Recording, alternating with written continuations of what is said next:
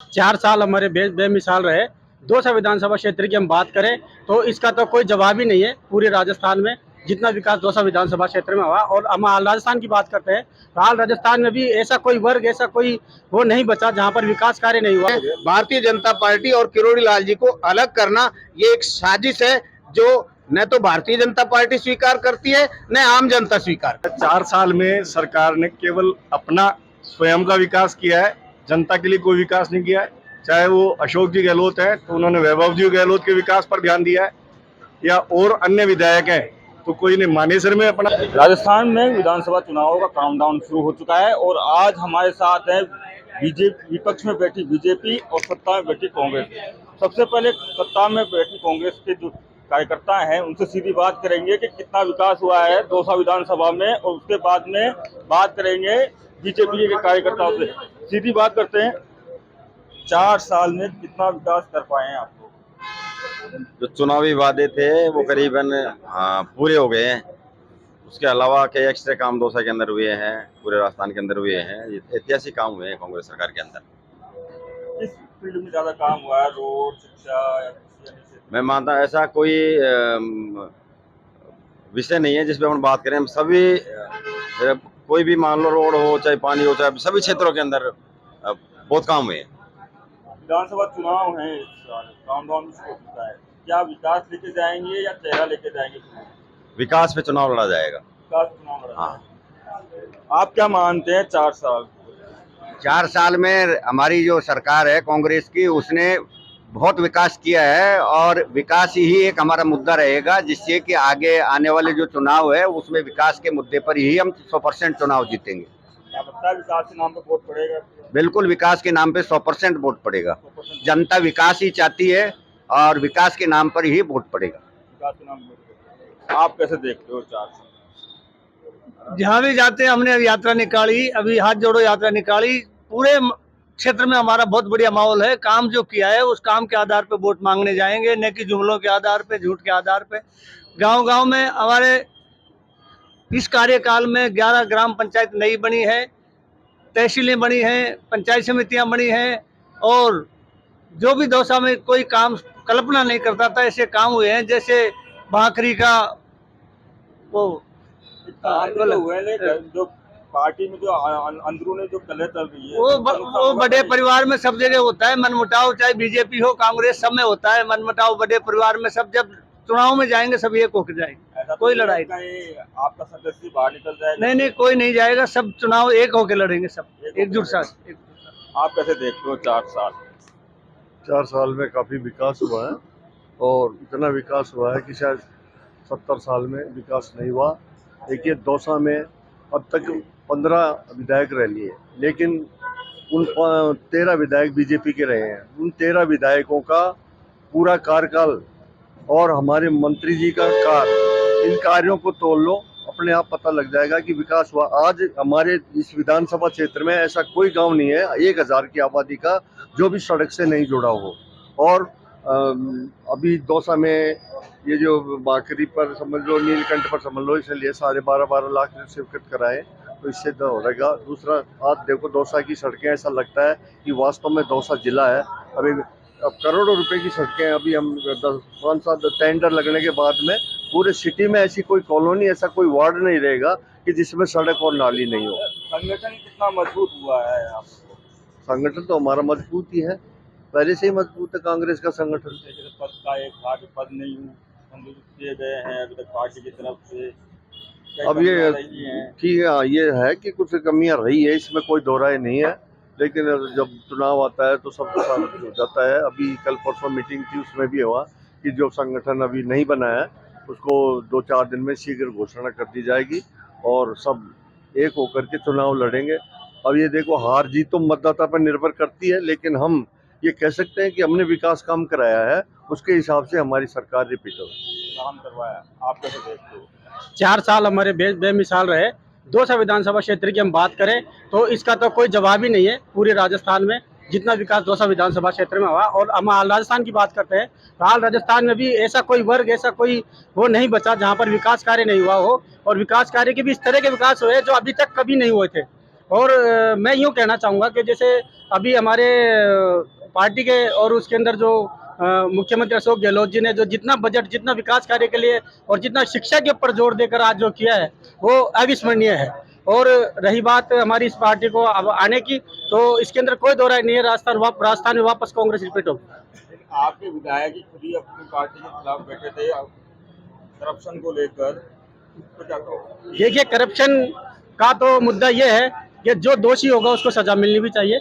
और रही बात विपक्ष में बैठने की या इस तरह का कुछ कहने की, किस तरह का, वो हमारा संगठन बिल्कुल मजबूत है, इसके अंदर कोई दो राय नहीं। क्या लगता है, विकास लेके जाएंगे कि चेहरा लेके जाएंगे? विकास से ही काम होगा, काम के नाम पे ही हमारी पार्टी और हम वोट मांगेंगे और आम जनता वोट देगी।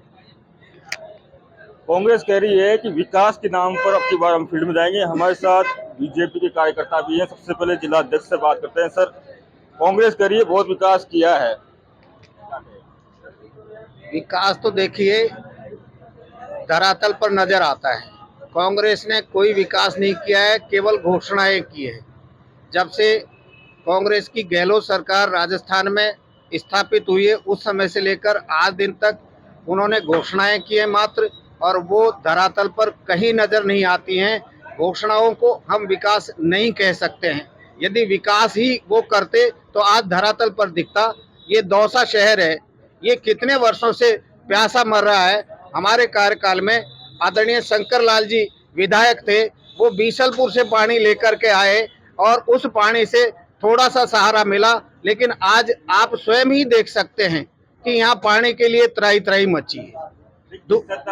प्रोजेक्ट भी तो तैयार हो रहा है ना, पानी ईसरदा प्रोजेक्ट तैयार हो रहा है, उसमें केंद्र सरकार का पैसा लगा हुआ है, राजस्थान सरकार का उसमें कोई योगदान नहीं।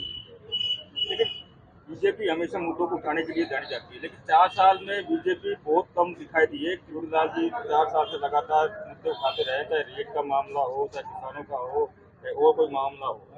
किरोड़ी लाल जी भारतीय जनता पार्टी के कद्दावर नेता हैं, और किरोड़ी लाल जी ने जिन मुद्दों को उठाया है उनमें भारतीय जनता पार्टी ने उनका कदम से कदम मिलाकर के साथ दिया है। आज भी किरोड़ी लाल जी जयपुर के अंदर जो एक व्यक्ति ने आत्महत्या की है, उसको लेकर के दो धरने पर बैठे हुए हैं। भारतीय जनता पार्टी और किरोड़ी लाल जी को अलग करना ये एक साजिश है, जो न तो भारतीय जनता पार्टी स्वीकार करती है, न आम जनता स्वीकार करती है। आपने कहा साजिश करती है, अलग अलग, लेकिन नेता कनेक्ट क्यों नहीं हो पा रहे उनसे? देखिए, हर नेता को जो है एक टास्क मिला हुआ, हर कार्यकर्ता को एक काम मिला हुआ।